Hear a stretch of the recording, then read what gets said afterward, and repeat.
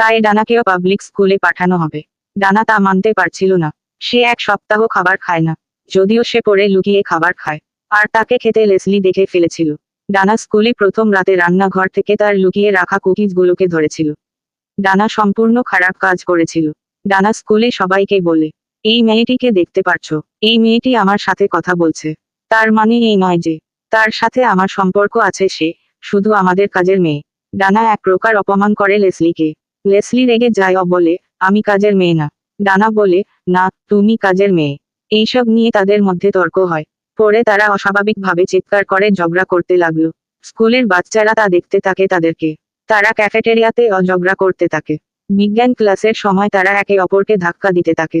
এটা করতে গিয়ে তারা শিক্ষককে আহত করে ফেলে।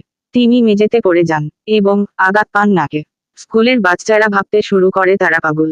এই কারণে তাদের কোনো বন্ধু নেই। লেসলি বলে, আমি কাউকে দোষ দিতে পারবো না, কারণ ডানা পাগল জাদুকরী ছিল। আমি ভালোই শান্ত, কিন্তু লাজুক এবং অদ্ভুত, অনিরাপদ আর অদৃশ্য। তাই কয়েক সপ্তাহ বিতাড়িত হবার পরে তারা কিছুটা কাছাকাছি হয়েছিল, কারণ তারা একাকী ছিল। তারা কেবলমাত্র একে অপরের সাথে ছিল। তারপর একদিন তাদের বাবা মা তাদের একটা খবর দিতে আসেন। তারা বলেন, তোমরা আপু হতে যাচ্ছ। লেসলি খুশি হয় ও বলে, সত্যি, খুব ভালো। কিন্তু ডানা রেগে যায় ও বলে, আপনি কেন এমন বোকা কাজ করছেন?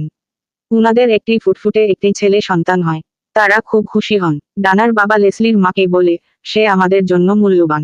আমরা তাকে ভালো করে দেখে রাখবো। লেসলি তার ভাইকে পেয়ে খুশি। তার ভাইয়ের নাম সেম। লেসলি সেমকে কোলে নিতেই সে কান্না করতে শুরু করলো। সেম ডানাকে ভয় দেখায়। তারা সবাই খেতে বসে। ডানা সেমকে বলে, তুমি খেতে বসেছ, তোমার মুখ নোংরা। তুমি যেখানে সেখানে খাবার ছুঁড়ে দাও। সেমকে লেসলির কাছে রেখে তার মা অসৎ বাবা কাজে চলে যান।